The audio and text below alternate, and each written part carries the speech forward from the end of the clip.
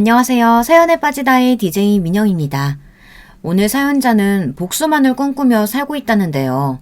과연 어떤 사연인지 들어보시겠습니다.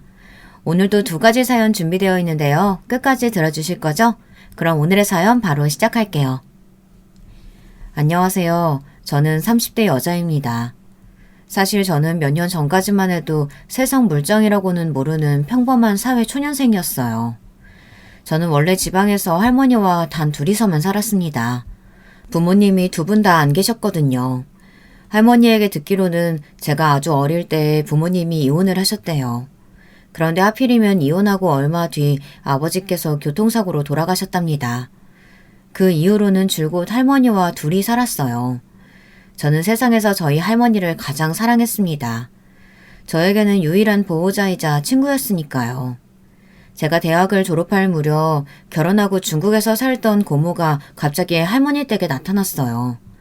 중국에서 남편과 이혼하고 어린 아들을 데리고 한국에 들어왔다고 하더라고요. 굴러온 덜이 박힌 돌 뺀다고 하잖아요. 딱 그 꼴이었습니다. 갑자기 나타난 고모는 저를 눈의 가시처럼 여겼어요. 학교가 끝나고 아르바이트를 하느라 늦게 들어온 저를 위해 할머니가 밥상을 차려주시러 주방에 가시면 고모는 저를 데리고 방에 들어가 소리를 지르고 짜증을 냈어요. 너 지금 시간이 몇 시니?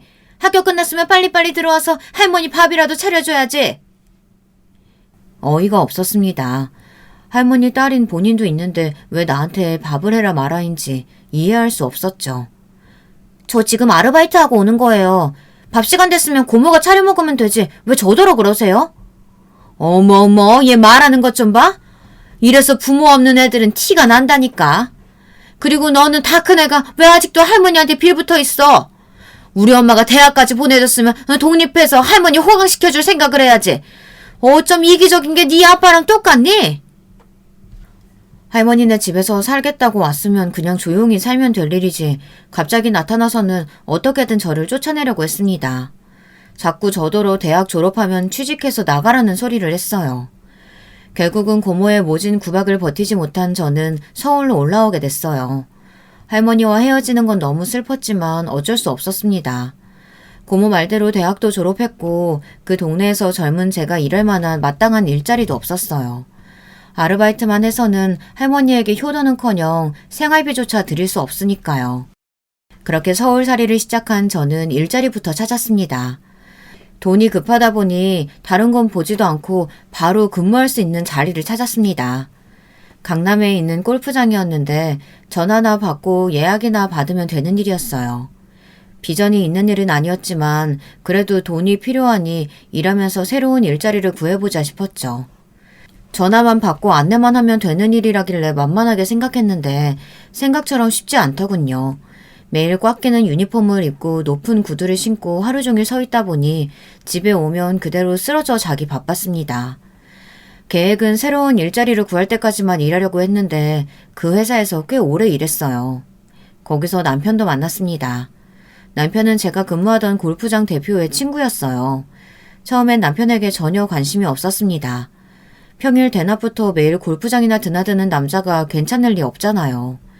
사실 솔직하게 말하자면 남편은 저는 아예 꿈도 못 꿀 정도로 부잣집 도련님이에요. 골프장 다른 직원들 말이 청담동에 유명한 에스테이트 건물이 있는데 거기 대표라고 하더라고요. 쉽게 말해 건물주다 보니 매일 한량처럼 골프나 치러 다니는 거였죠. 그런데 제가 그 남자와 결혼을 했습니다. 골프장에 올 때마다 저에게 자꾸 수작을 걸고 친한 척을 하길래 제가 만만해서 그러는 건 줄 알았는데 어느 날 제 휴대폰 번호를 물어보더니 저녁이나 먹자고 하더라고요. 저는 호기심 반 관심 반으로 남자를 따라 나갔습니다. 그리고 얼마 뒤 남편과 저는 연인 사이가 되었고 결혼까지 하게 됐어요. 사실 지금 생각해보면 그때 남편이 저녁을 먹자고 했을 때 단번에 거절을 했어야 했습니다. 그랬으면 제 인생이 이렇게 꼬이진 않았을 거예요. 사실 결혼하게 된 것도 말이 되질 않았습니다. 제가 남편과 연애를 시작했을 때 드라마 속 한 장면처럼 골프장으로 시어머니가 찾아오셨어요. 혼자도 아니고 시어머니 아시는 분들을 잔뜩 데리고요. 당시엔 저도 시어머니가 누구인지 몰랐을 때니 근무하던 대로 했어요. 그런데 시어머니께서 저에게 갑질을 하기 시작했습니다. 시어머니 일행 중 한 분이 골프장에 처음 온 분이었는데 예약하지 않고 오셔서 골프장 이용이 어려우셨죠. 그런데 갑자기 시어머니께서 저에게 소리를 지르며 막무가내로 나왔어요. 네가 뭔데 이용을 못한다 만다 난리야? 여기 이분이 누군 줄 알아? 여기 골프장을 통째로 인수하고도 남을 뿐이라고. 여기 대표 어딨어? 이 대표 어디 갔냐고? 시어머니는 대표까지 부르면서 저를 쏘아봤어요. 시어머니의 큰 소리에 골프장 대표가 달려나왔어요. 무슨 일이냐고요. 그런데 대표가 시어머니를 보고 눈이 휘둥그레지더니 아는 체를 했습니다. 준석이 어머님 오랜만에 오셨네요. 저희 직원이 뭘 잘 몰라서 실수했나 봐요. 바로 준비해드릴 테니까 조금만 기다려주세요. 대표 입에서 나온 이름은 바로 제 남편의 이름이었어요. 저는 깜짝 놀랐습니다. 지금 제 앞에 서 있는 분이 남자친구의 어머니였던 거니까요.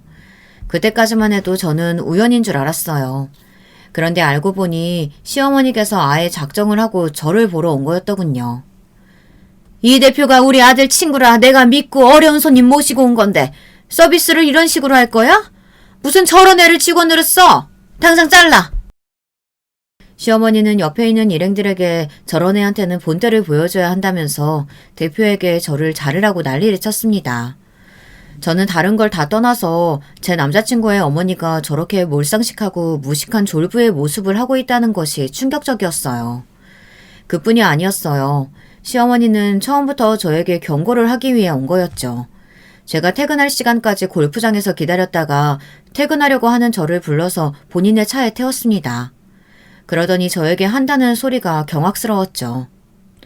내가 우리 아들이 지금까지 만난 여자애들 다 만나고 다녔지만 너는 최악 중에 최악이다.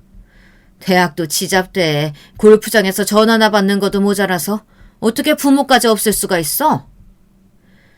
시어머니는 이미 제 뒷조사까지 다 했더라고요. 제가 나온 학교랑 사는 곳, 가족관계까지 싹 다 말이죠. 저는 온몸에 소름이 돋았습니다. 너랑 한 공간에 앉아있는 건 오늘이 마지막이다. 내 말 무슨 말인지 알지? 좋게 말로 할 때 내 아들 옆에서 떨어져.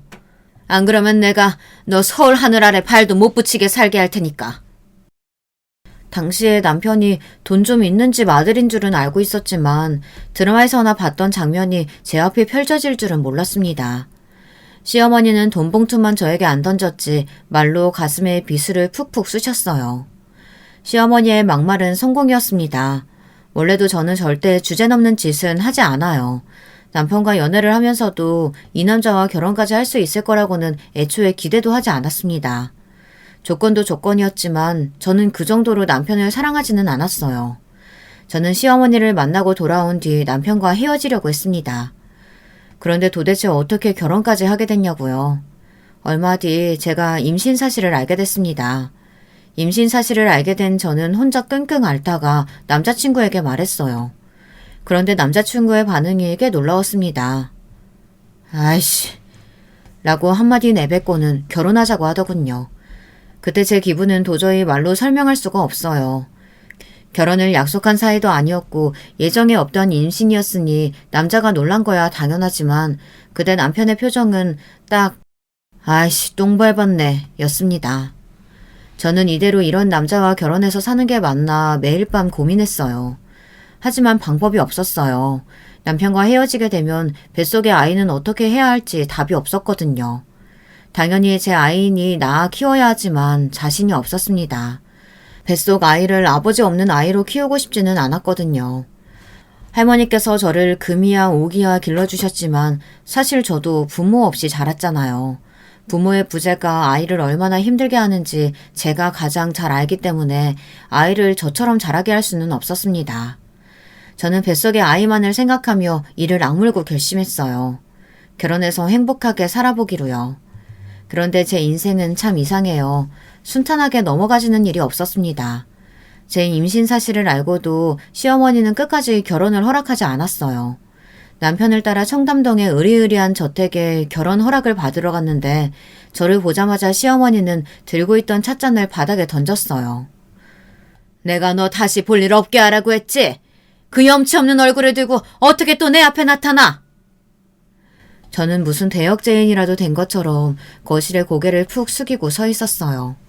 시어머니의 차가운 눈빛이 너무 무서워서 도저히 눈을 마주칠 수가 없었습니다. 그래도 남편은 저와 아이가 걱정되기는 하는지 제 앞을 가로막고 섰어요.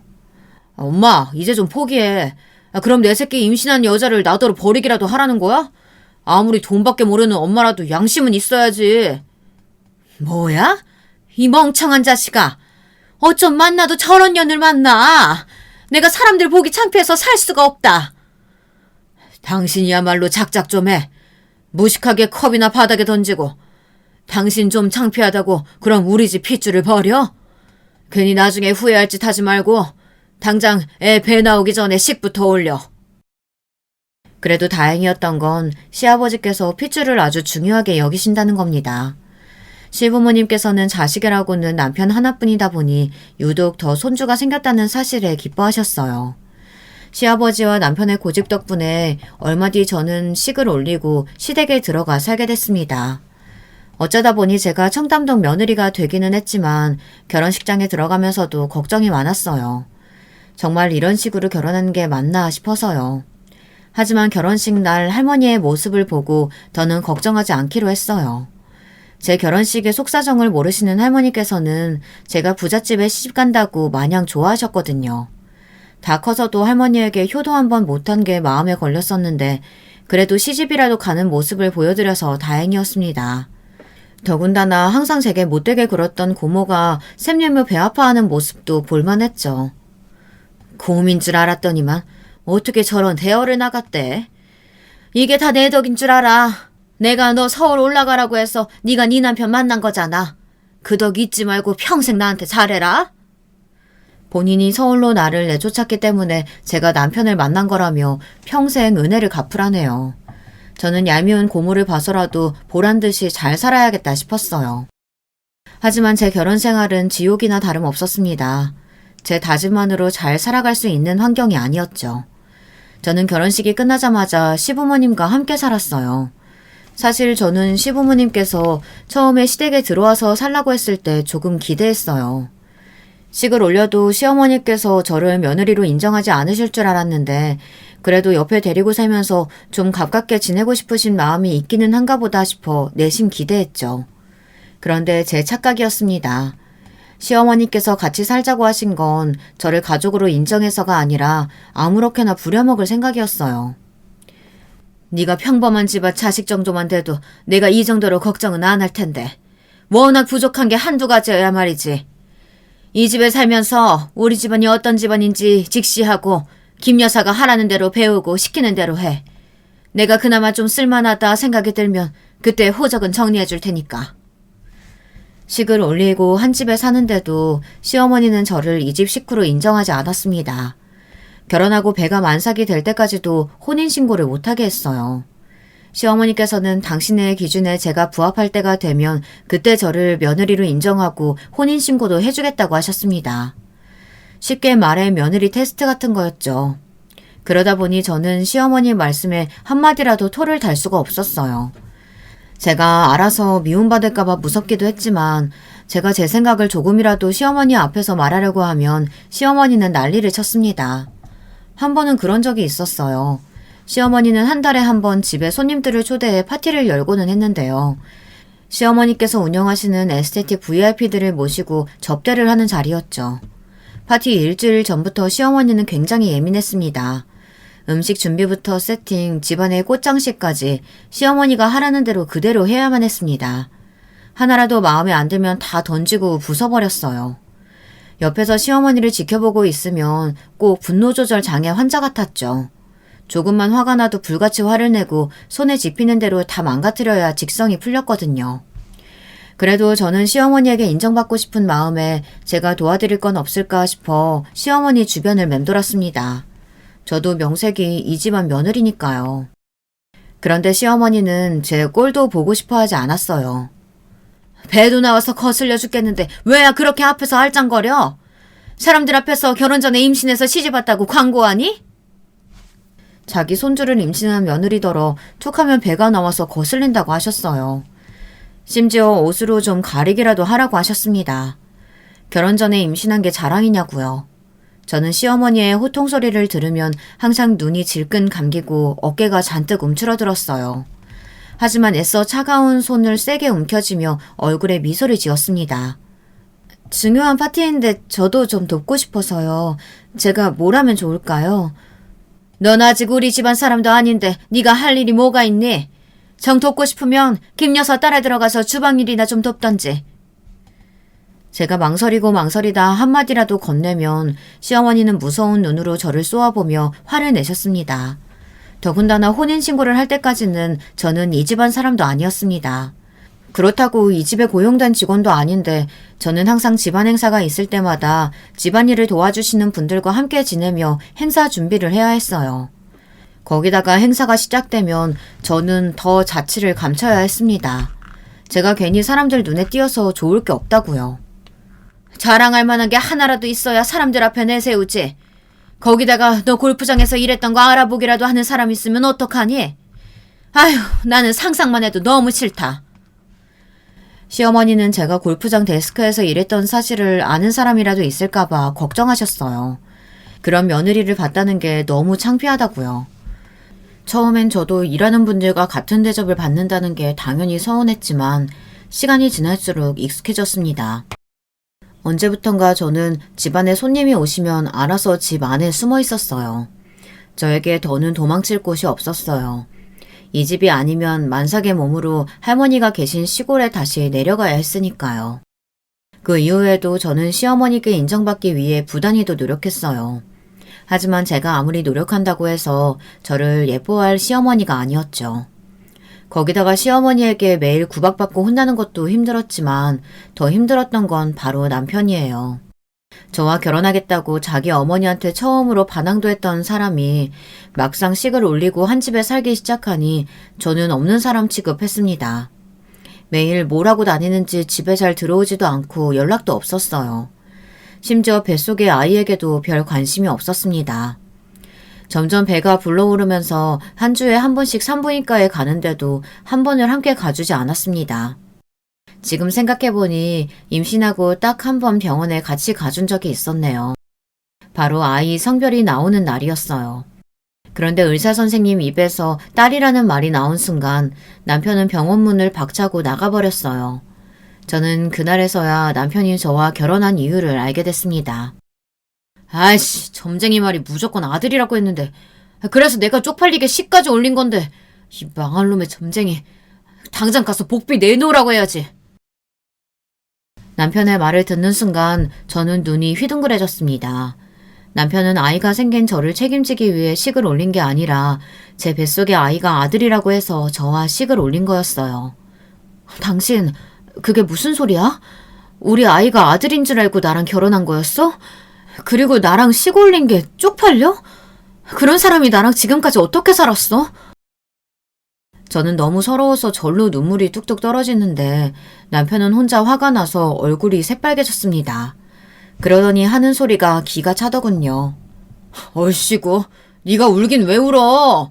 그 점쟁이가 네 뱃속 애가 딸이라고 했으면 당연히 너랑 결혼 안 했지. 내가 미쳤다고 너같이 아무것도 없는 촌년이랑 결혼을 하겠냐? 알고 보니 시아버지께서 워낙 핏줄을 중시하시고 아들에게만 재산을 물려주시는 걸로 유명하더라고요. 그런데 남편이 워낙 젊어서 사고를 많이 치고 다니니까 시아버지께서 에스테틱 건물을 남편에게 물려주지 않겠다고 하신 거예요. 시아버지께서 옛날부터 사업차 동남아 쪽에 가 계신 일이 많았대요. 한국을 비우는 일이 많다 보니 남편이 정신 차리고 참한 여자 만나 손주 하나만 순풍 낳아주면 강남에 에스테틱 건물을 바로 중개해 주신다고 하셨답니다. 남편은 그래서 시어머니에게 반항까지 하며 임신한 저와 결혼을 한 거였어요. 점쟁이가 제 뱃속 아이가 아들이라고 한 말을 믿고요. 저는 그때의 배신감을 잊지 못합니다. 물론 남편처럼 생각 없고 철없는 사람이 저를 진심으로 사랑했다고 믿지는 않았지만 그래도 아이만큼은 불쌍하게 여기고 걱정하고 있다고 기대했어요. 그런데 일말에 제 기대감이 산산조각이 난 거죠. 그날 이후로 남편은 아예 저를 거들떠보지도 않았어요. 거기다가 아이가 태어날 때까지 시아버지나 시어머니에게 뱃속 아이가 딸이라는 소리는 찍소리도 하지 말라고 했습니다. 내가 아들이라고 큰소리 쳤는데 아니라는 거 알면 아버지가 지금 당장 우리 둘 다 내쫓을 수도 있어. 그러니까 애 나올 때까지 찍소리도 하지 마. 에이, 암튼 도움이 되는 게 없어. 저는 남편이나 시어머니와 이야기를 나누다 보면 저도 모르게 불룩하게 나온 배를 꽉 끌어안았어요. 혹시나 이 몰상식한 사람들이 하는 소리가 다 제 아이 귀에 들어가기라도 할까봐요. 그리고 저는 더는 혼인신고를 미루면 안 될 것 같아 시아버지께서 한국에 잠깐 들어오셨을 때 선수를 쳤습니다. 조금 있으면 아이가 태어날 텐데 아직 혼인신고도 못했다고요. 시아버지가 동남아로 돌아가시고 나면 시어머니께 또 혼날 게 뻔했지만 저는 상관없었습니다. 이왕 일이 이렇게 된 거 제 아이를 위해 호적이 필요했어요. 괜히 바보처럼 멍하니 있다가 혼인신고나 아이 출생신고도 못하고 이 집에서 쫓겨나면 안 되니까요. 어차피 뱃속 아이가 딸이라는 사실은 남편도 숨기고 싶어하니 어쩔 수 없이 제 뜻대로 해줄 거라는 걸 알았습니다. 너희는 아직 혼인신고도 안 하고 뭐 했어? 우리 손주 나오면 바로 출생신고부터 해야 되니까 바로 가서 하고 와. 오비서, 지금 당장 얘네 데리고 구청 가서 혼인신고부터 해줘.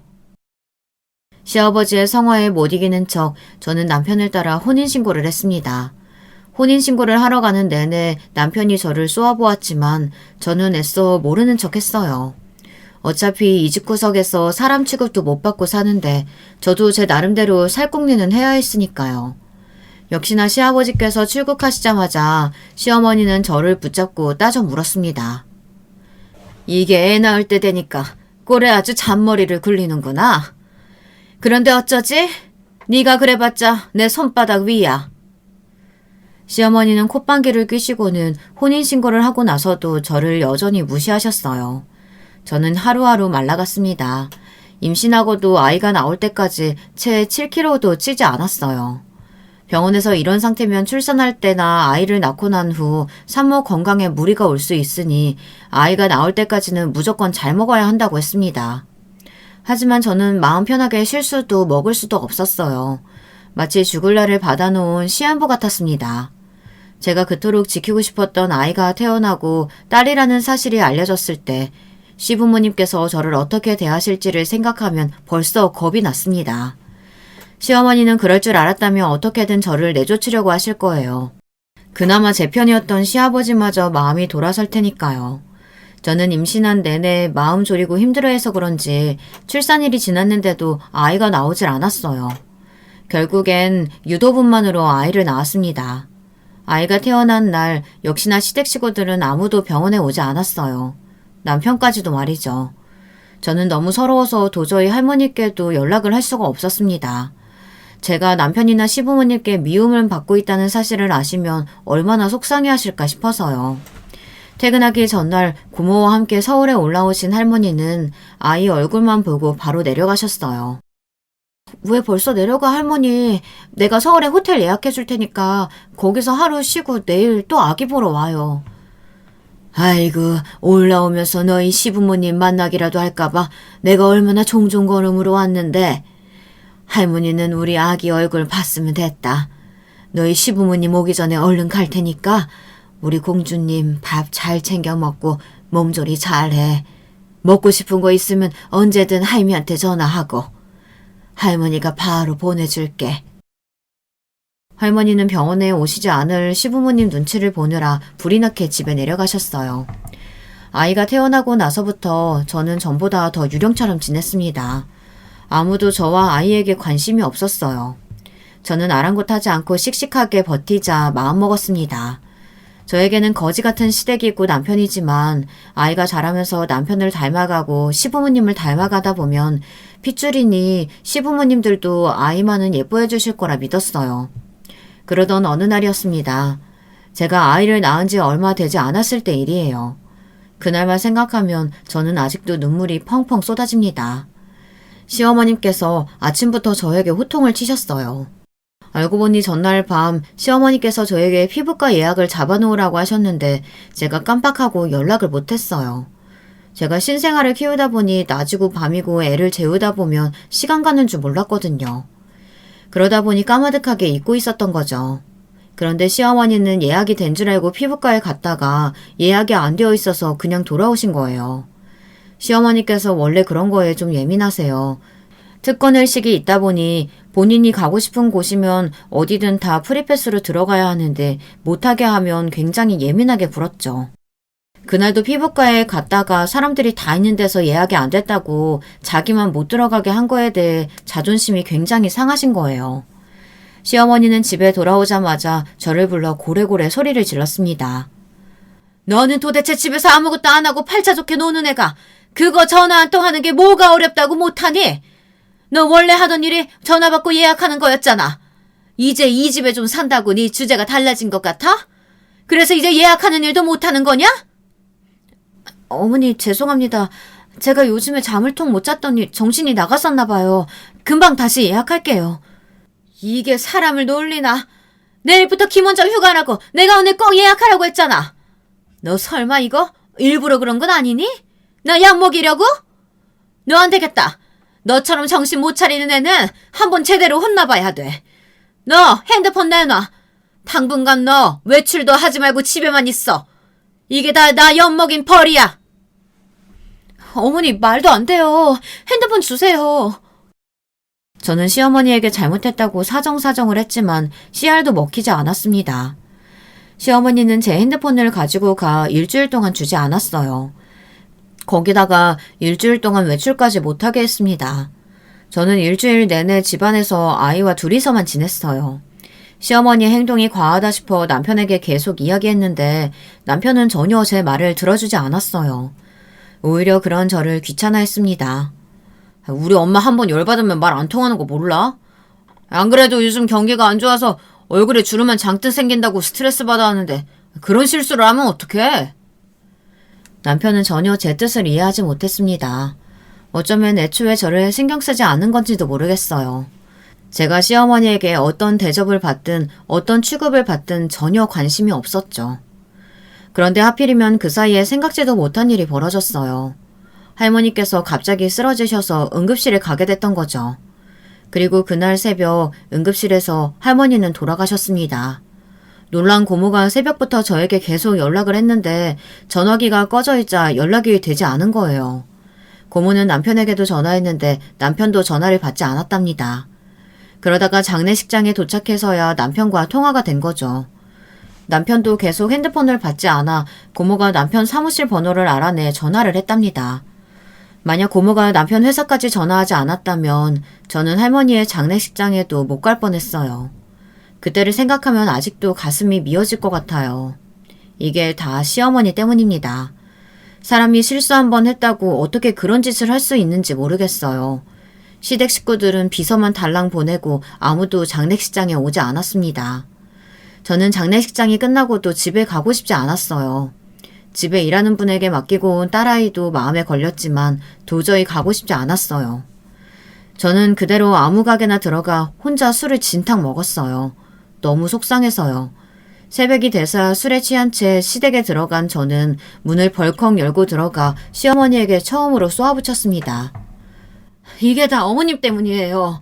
어머님이 하신 말도 안 되는 행동 때문에 제가 할머니 임종도 못 지켰다고요. 저한테 할머니가 어떤 의미인지 아세요? 저게 정신이 나갔네. 네가 지금 여기가 어디라고 이 새벽에 들어와서 추태야. 내가 네 할머니가 어떤 의미인지까지 알아야 하니? 야, 너 지금 뭐 하는 거야? 너 술 먹었어? 술에 취해 제가 소리를 지르자 시어머니는 어이가 없다는 듯 저를 흘겨보고 계셨고 옆에 있던 남편이 놀라서 저를 말렸어요. 이거 나도 참을 만큼 참았어. 매일 노예처럼 부려먹고 구박하는 집구석에서는 더는 못 살겠어. 나 지금 당장 내 아이 데리고 나갈 거니까 그런 줄 아세요. 저도 모르게 속에 있던 말이 불쑥 튀어나오고 말았습니다. 결혼하고 지금까지 이 집을 벗어나고 싶다는 생각은 내내 했지만 참고 참았어요. 참아야 했으니까요. 그런데 제 말에 시어머니의 인미가 실룩거리더니 바짝 올라갔습니다. 더는 제 인생에 할머니께서 갑자기 돌아가신 것처럼 말도 안 되는 일은 벌어지지 않을 줄 알았는데 아니었습니다. 잠시 후 더 믿기지 않는 일이 벌어졌어요. 제 말에 시어머니는 소리까지 내며 크게 웃었습니다. 그러더니 저에게 다가와 저를 꼭 안아주더군요. 생각지도 못한 시어머니의 행동에 저는 순간 놀라서 어깨가 절로 움츠러들었어요. 그런데 그때 시어머니께서 제 귀에다 대고 속삭이는 소리에 저는 온몸에 소름이 돋았습니다. 아주 잘 생각했어. 네가 드디어 좀 내 마음에 드는구나. 시간 끌 거 없이 지금 당장 내 집에서 네 딸 데리고 나가. 제게 나가라는 말 한마디를 던진 시어머니는 집안에서 일하는 여사님에게 곧바로 제 짐을 싸라고 하셨습니다. 잠시 뒤 제 짐과 딸아이 짐이 고스란히 현관 앞에 놓여 있었어요. 저는 잔뜩 찌푸린 눈빛으로 남편을 올려다봤습니다. 그러자 남편이 하는 말이 가관이더군요. 나를 왜 쳐다봐? 네가 먼저 더는 우리 집에서 못 살겠다며. 난 우리 집에서 못 나가니까 너나 나가. 그럼 우린 딸은? 당신 우리 딸도 버리겠다는 거야? 당신이 책임지겠다고 나랑 결혼했으면 책임져야지. 저는 남편의 거지 같은 면상을 마주보고 싶지도 않았지만 제 딸아이의 아버지였어요.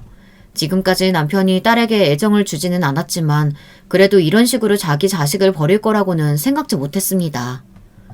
얘 하는 것 좀 봐. 네가 네 입으로 나랑은 못 살겠다고 네 새끼 데리고 나가겠다고 할 땐 언제고 이제는 아들하고 내 사이까지 찢어놓으려고 수쓰는 거니? 얘 아주 무서운 애네. 이래서 검은 머리 짐승은 거두는 게 아니라니까. 저도 술에 취해 실수한 것은 맞지만 일이 뭔가 이상하게 돌아갔습니다. 시어머니는 기다렸다는 듯 갑자기 본인이 피해자인 척하며 저에게 아들과 본인의 사이를 찢어놓으려고 제가 여우짓을 한다네요. 거기다가 더 어이없던 건 남편의 태도였습니다. 나도 더는 힘들어서 너랑 못 살겠다. 이래서 어른들이 다들 결혼은 수준 맞는 사람하고 해야 한다고 하는 건데 내가 실수했어. 애까지 생겨서 불쌍해서 데리고 살아줬더니만 고마운 줄도 모르고 양심도 없이 구네. 당신 지금 말 다 했어? 저 갓난애를 버리고 나랑 이혼이라도 하겠다는 거야? 애 핑계 대지 마. 너도 나나 우리 집안 좋아하지도 않으면서 우리 집 돈만 보고 우리 집안 며느리로 살아보겠다고 빌붙어 있었던 거잖아. 너희 할머니 병원비에 장례식 비용까지 내가 다 냈으니까 그거 위자료 했다고 치고 넌 그냥 조용히 이 집에서 나가. 저는 보고 싶지 않으니까. 너무 기가 차고 어이가 없어서 말도 나오질 않았습니다. 저는 말을 해볼 기회조차 없이 시댁에서 쫓겨났어요. 그렇게 저와 남편은 식을 올린 지 1년 만에 헤어지게 됐습니다. 지난 세월 끔찍했지만 저에겐 천사 같은 딸이 남아있었어요. 할머니마저 돌아가신 세상에 저는 딸과 단 둘만 남게 됐습니다. 저는 어떻게든 딸을 잘 키우기 위해 하루하루 열심히 살았어요. 제 수중에 있던 3천만 원을 가지고 반지하 월세를 구했어요. 동네에 어린이집을 알아보고 아이를 보냈습니다. 어린 아기를 어린이집에 맡기고 도저히 발이 떨어지지 않았지만 할 수 없었어요. 아이와 먹고는 살아야 하니까요. 저는 백화점 판매직으로 근무했어요. 근무 시간에 비해 월급이 적지 않았거든요. 물론 힘든 순간도 많았습니다. 아이를 혼자 키우다 보니 남편에게 찾아가 위자료나 양육비라도 달라고 사정이라도 하고 싶은 순간이 굴뚝 같았지만 저는 꾹 참았습니다. 그런 거지 같은 인간들과는 더는 엮이고 싶지 않았어요. 혼자 나와서 아이와 둘이 살다 보니 형편은 넉넉하지 않아도 마음이 이렇게 편할 수가 없었어요. 왜 내가 진작 나오질 않았을까 후회마저 되더군요. 그런데 얼마 뒤 믿기지 않는 일이 벌어졌습니다. 백화점에서 일하고 있는데 어린이집에서 연락이 왔습니다. 아기가 계속 음식을 토하고 어디가 안 좋은지 계속 몸을 웅크리고 운다고요. 저는 걱정이 돼서 같이 일하는 직원에게 양해를 구하고 곧장 어린이집에 가서 아이를 데리고 병원에 갔습니다. 아무래도 뭔가 잘못 먹은 것 같아 동네 소아과에 갔는데 병원에서 이상한 소리를 했어요. 아이의 심장 소리가 좋지 않다고 큰 병원에 가보라고 하더라고요. 그 순간 저는 하늘이 무너지는 것 같았습니다. 아이를 키우다 보면 당연히 아플 때도 있지만 큰 병원에 가라고 하니 겁이 덜컥 나더라고요. 저는 마음을 가다듬고 그 길로 바로 택시를 타고 대학병원에 가서 검사를 받았습니다. 그런데 믿기지 않는 일이 벌어졌어요. 제 딸아이가 선천적으로 심장기형 질환을 타고났다네요. 우리나라에서 많지 않은 희귀병인데 곧바로 수술을 받아야 한다고 했습니다. 바로 수술을 받지 않으면 위험할 수도 있다고요. 이쯤 되니 제가 전생에 죄를 지어도 아주 큰 죄를 지었구나 싶었어요. 사람 인생이라는 게 이렇게 꼬이고 꼬일 수가 있나요? 저는 딸아이의 병증에 대해 알고 난 뒤 병원 화장실에 들어가 펑펑 울며 제 머리를 세게 때렸습니다. 이게 팔자 더러운 저 때문에 일어난 일인 것 같아서요. 하늘도 무심해요. 부모가 없이 살아온 제가 안쓰럽지도 않은지 이제는 하나뿐인 자식마저 빼앗아가려고 하시니까요. 저는 정신 바짝 차리고 백화점부터 그만뒀습니다. 지금 당장 딸아이를 살리는 게 급했으니까요. 우선 수술 날짜부터 잡고 병원에 입원했어요. 그때 제 머릿속에 딱 한 가지 생각만 있었습니다. 우리 딸을 살려야 한다는 마음뿐이었죠. 하지만 현실이라는 건 언제나 잔인합니다. 수술비도 간신히 마련했는데 수술이 끝나고 나니 그때부터 병원비가 말도 안 되게 불어났어요. 비급여 주사 비용이 몇백만 원은 넘는 것도 있었어요. 결국은 집 보증금까지 빼서 다시 병원비로 냈는데도 입원 기간이 길어지니 병원비를 감당할 수가 없었어요. 더군다나 제가 24시간 아이 옆에 붙어 있어야 하니 일도 할 수 없었죠. 저는 어쩔 수 없이 자존심이라는 자존심은 다 버리고 시댁에 찾아갔습니다. 그리고 바닥에 무릎을 꿇고 시어머니에게 사정했어요. 딸아이가 아픈데 병원비가 없다고요. 제발 좀 도와달라고 머리 숙여 빌었습니다. 어머님, 지금까지 제가 다 잘못했어요. 제발 병원비 좀 보태주세요. 어머니 하나뿐인 소녀잖아요. 지금 수술하고 주사로만 간신히 연명하고 있어요. 그 주사 못 맞으면 우리 아기 죽어요. 제발요. 어머, 얘 지금 뭐라는 거야? 걔가 왜 내 손녀야? 네 딸이지? 그러게 애 좀 잘 키우지. 보란듯이 잘 살겠다고 나가놓고는 어떻게 했길래 애를 이 지경으로 만드니? 난 너한테 줄 돈 10원 한 푼도 없으니까 괜한 짓 하지 말고 썩 꺼져. 사람의 탈을 쓰고 어떻게 저렇게 사악한지 모르겠습니다. 병원비가 힘들면 주사 비용이라도 몇백만 원만 좀 빌려달라고 애원했는데 시어머니는 저를 내쫓았어요. 저는 그대로 시댁에서 쫓겨나 한참을 그 앞에서 울었습니다. 그런데 그때 시댁에서 일하시는 김 여사님이 나오셨어요. 안에서 저와 시어머니의 이야기를 다 들으셨는지 제가 안쓰러우셨나 봅니다. 이 돈 얼마 안 되는데 아이 병원비에 보태서 써요. 도저히 내가 눈물이 나서 이대로는 못 보내겠어. 무슨 일 있으면 나한테 꼭 전화해요. 알았죠? 저는 김 여사님이 주신 봉투를 들고 얼마나 울었는지 몰라요. 결혼하고 시댁에 산 1년 저를 본 게 다인 분도 제가 안쓰러워 가진 돈을 다 빌려주시는데 자기 손녀가 죽게 생겼다는데도 눈 하나 깜빡 안 하는 시어머니가 악마처럼 느껴졌죠. 유리 아빠는 아직 그 회사에서 일하죠? 저번에 보니까 핸드폰 번호가 바뀌었던데 혹시 그 사람 번호 좀 알 수 있을까요? 사실 시댁에 오기 전에 남편에게 계속 전화를 했어요.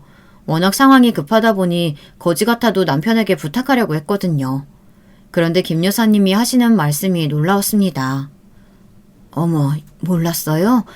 유리 아빠 조금 있으면 재혼할 것 같아요. 그새 여자를 언제 만났는지 요즘 사귀는 여자 데리고 집에 자주 와. 사모님도 되게 마음에 들어하는 눈치고. 괜히 연락해서 또 상처받지 말고 유리 살리는 데만 신경 써요. 남편이 재혼을 한답니다. 새로 만난 여자가 외국에서 공부하다 온 수재에다가 집안도 되게 좋다네요. 그래서 시어머니께서 슬슬 재혼을 시키려고 준비 중이래요. 그 소리를 듣는데 제 가슴은 산산이 찢기는 것 같았습니다. 이 집을 나와 제가 딸아이와 고군분투하고 있는 동안 남편은 아주 잘 먹고 잘 살고 있었어요. 저는 마음은 아프지만 신경 쓰지 않기로 했습니다. 이게 제가 선택한 인생이니까요. 남편이 밉고 싫었지만 김 여사님 말대로 지금 당장은 아이를 살리는 데만 신경 써도 모자랐어요. 그렇게 시간이 흘러 딸아이는 1년 넘게 버티고 하늘나라로 갔습니다. 두 번째 생애를 얼마 남기지 않고 가버렸습니다. 그 정도를 버틴 것도 병원에서는 기적이라고 했어요. 사실 수술이 끝났을 때 경과가 좋지 않아 6개월도 버티기 힘들 거라고 했어요. 그런데 제 딸은 1년이나 넘게 제 곁에 있어줬어요. 몇백씩 하는 비급여 주사를 계속 맞으면서 버틸 수 있을 때까지 버텼거든요. 그 병원비를 어떻게 다 감당했느냐고요. 저도 지금 생각하면 정말 신기합니다.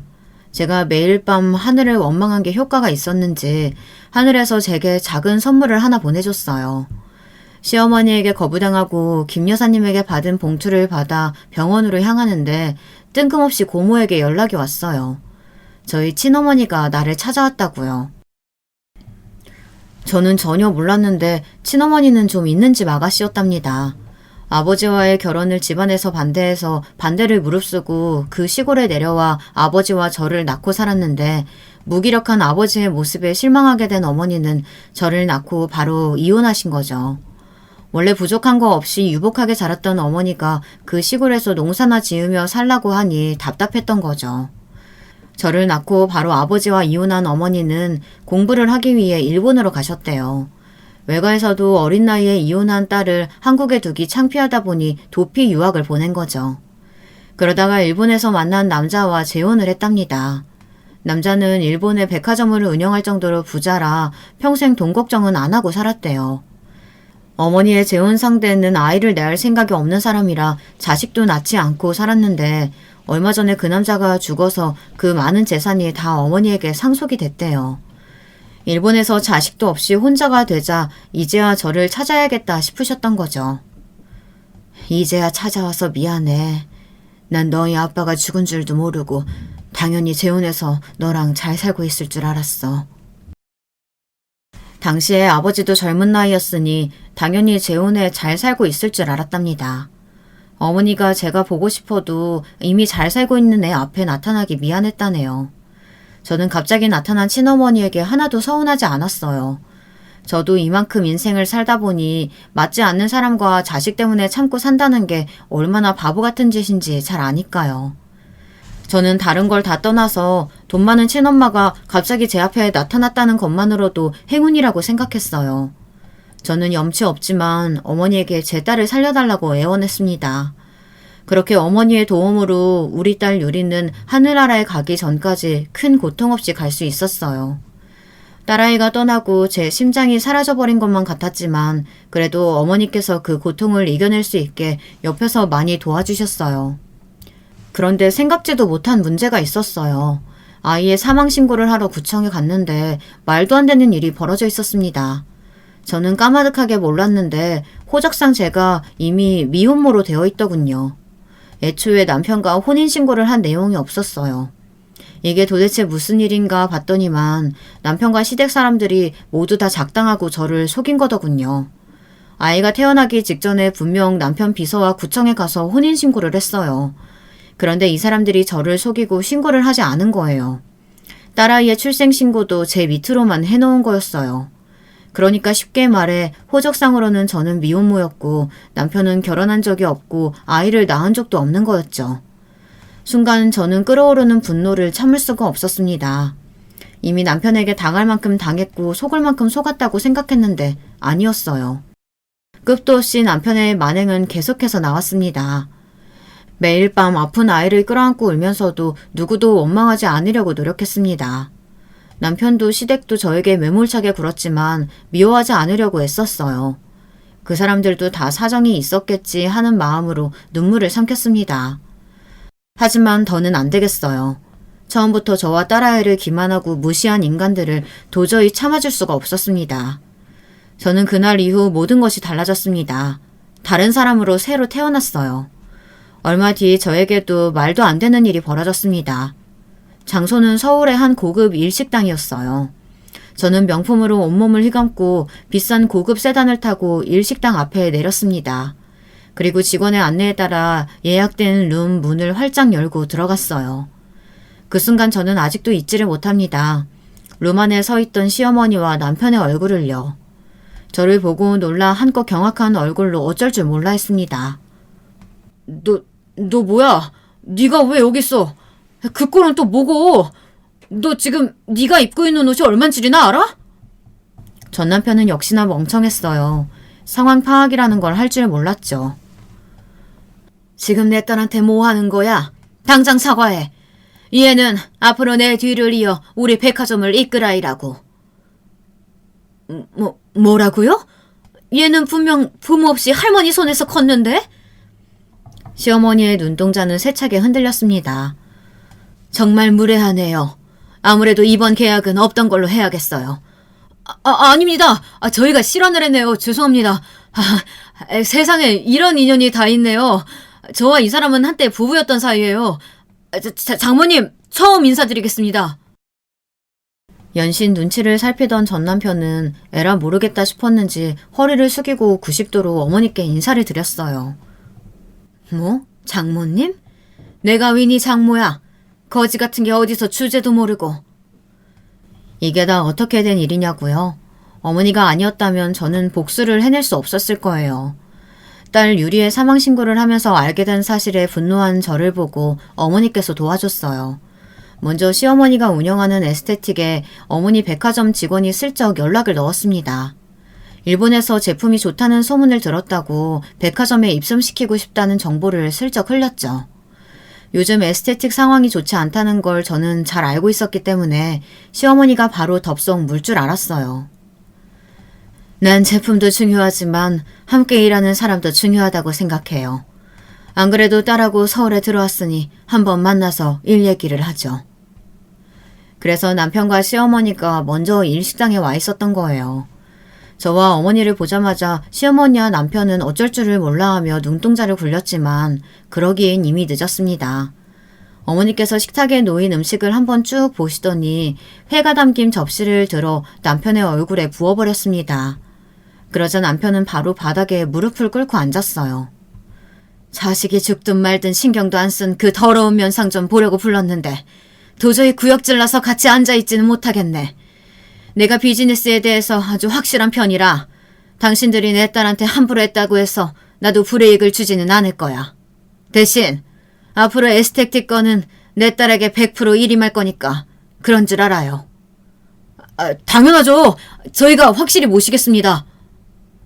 남편이라는 인간은 참 배알도 없어요. 바로 저에게 대표님이라고 부르더군요. 거기 앉아 계신 여자 대표님은 하실 말씀이 없으신가 봐요? 아닙니다. 저도 이번 일을 위해 사력을 다해야죠. 제 앞에 무릎을 꿇고 앉은 시어머니와 남편의 꼴을 보고 있자니 절로 쓰드숨이 튀어나왔습니다. 저와 어머니가 가게를 벗어나기 직전까지 뒤따라 나온 시어머니와 남편은 허리도 들지 못했어요. 그 모습을 보는데 저도 모르게 배알이 꼬이더군요.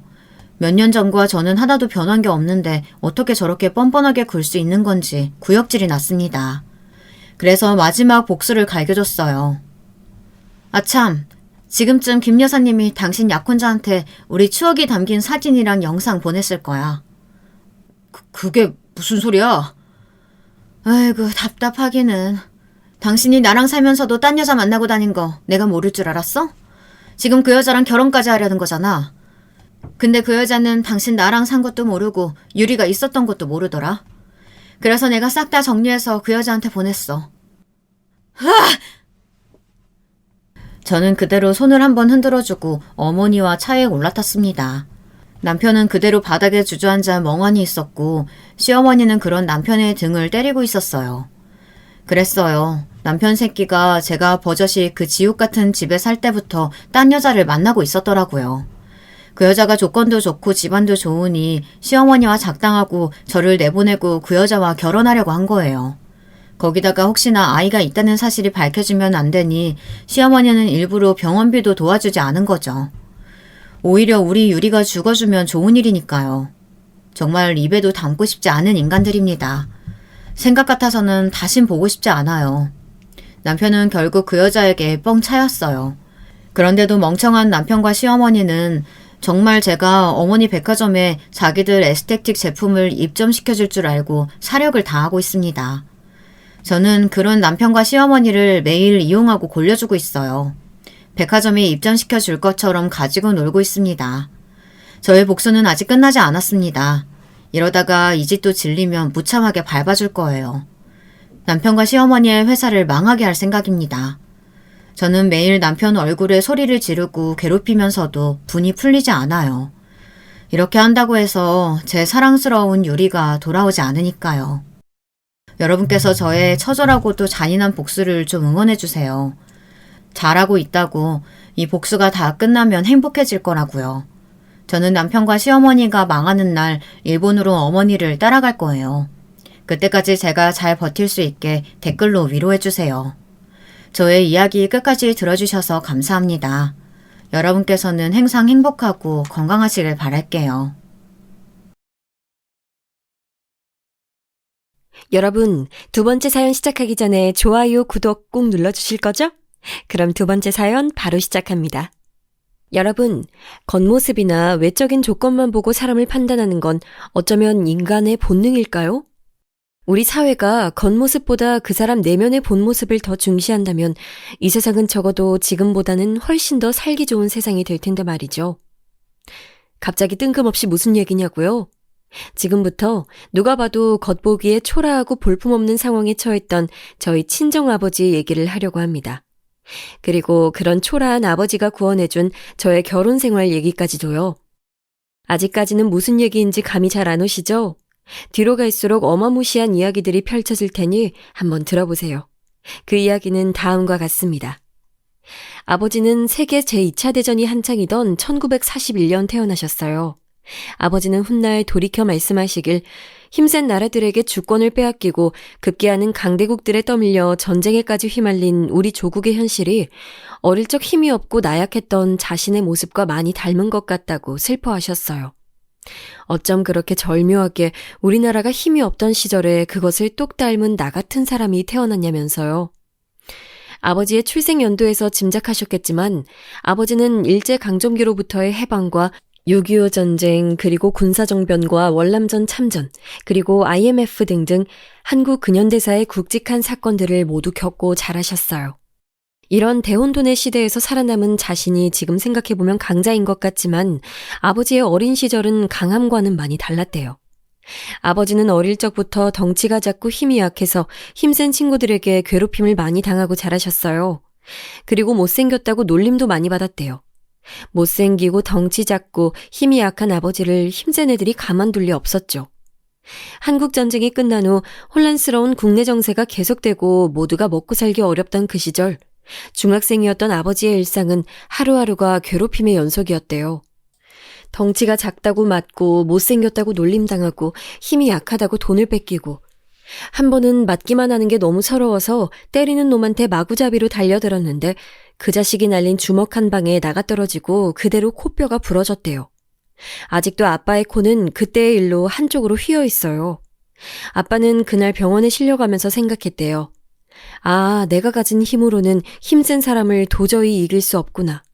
나같이 작고 약한 사람은 평생을 당하고만 살아야 하는구나. 그때가 중학교 2, 3학년 즈음이었다고 하는데 이제 막 사춘기가 된 아이가 깨달은 세상치고는 너무 참혹하지 않나요? 작고 연약하고 볼품없는 외모를 지닌 아버지가 세상을 살아가기엔 너무도 힘겨웠대요. 그래서 아버지는 그때부터 열심히 공부만 하셨어요. 힘이 약한 자기가 이 세상에서 살아남는 방법은 열심히 공부해서 성공하는 방법밖에 없다고 생각하셨대요. 그렇게 아버지는 이름만 대면 누구나 알만한 명문대학에 입학을 하셨고 그날로 온 집안은 잔치가 났지요. 신기하게도 좋은 대학에 들어가고 나니까 처음 통성명할 때만 해도 아빠의 볼품없는 외모에 약간 무시하는 듯한 태도를 보이던 사람들이 아버지가 나온 대학을 얘기하면 태도가 바로 달라지더래요. 그래서 지금 돌이켜보면 철이 없지만 아버지도 그때는 어렸으니까 은근슬쩍 학벌을 자랑하기도 했다고 해요. 아버지의 그런 조건을 보고 다가오는 여학생들과 데이트도 해보고요. 그러다가 어느 순간 회의감이 들었대요. 나를 어릴 적 괴롭히던 애들이 가진 것도 힘이었다면 내가 가진 이 학벌이라는 것도 일종의 힘이다. 내가 이것을 과시하고 산다면 나를 괴롭히던 그 못된 놈들이랑 다른 게 무엇일까 하는 생각이 들면서 이제 허세는 그만 부리고 열심히 공부해서 쌓아온 이 지식으로 좀 더 의미 있는 사회적 성공을 이루고 싶다고 생각하셨대요. 그렇게 아버지는 다시 시작하는 마음으로 군대에 입대하셨어요. 얼른 군복무를 마치고 졸업을 해서 자기 사업을 하시겠다면서요. 앞서 말씀드렸듯이 아버지가 군복무를 하시던 시절엔 그 유명한 베트남 전쟁 파병이 있던 때였습니다.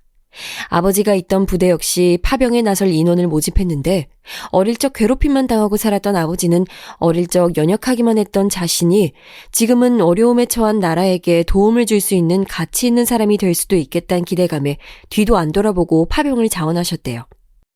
그렇게 파병된 베트남 땅은 기대했던 현실과는 많이 달랐다고 합니다.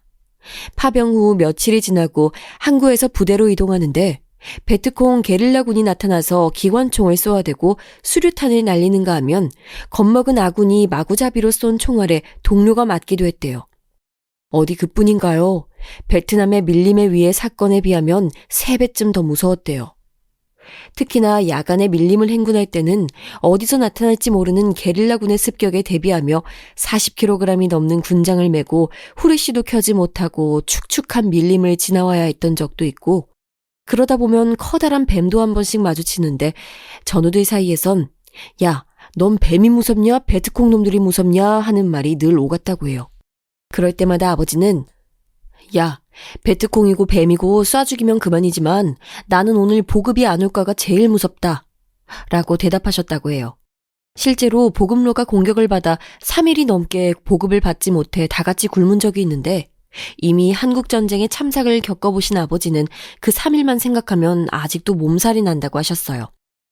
그렇게 힘들었던 베트남 파병 생활을 다행히 아무런 부상 없이 마치고 귀국해서 무사히 전역을 하신 아버지는 잠시 쉴 틈도 없이 대학에 남은 학기를 마치고 군 생활 동안 모아놓은 돈과 동네에서 장사를 하셨던 할아버지 할머니에게 약간의 도움을 받아 자신만의 사업체를 차리셨습니다.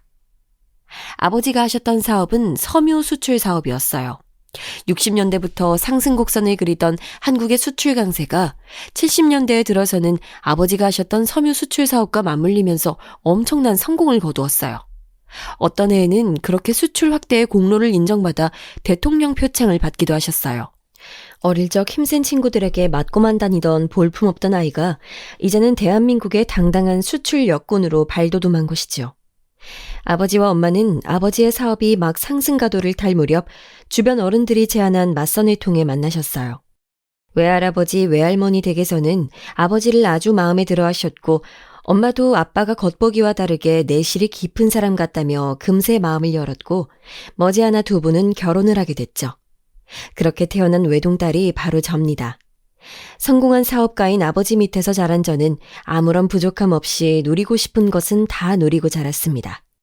제가 태어나 자라던 학창시절만 해도 사실 대한민국이 지금처럼 잘 살진 않았고 여러모로 경제적으로 어려운 환경이 많았던 것도 사실인데, 다행히도 저는 그런 것들을 전혀 느끼지 못하고 자랐어요.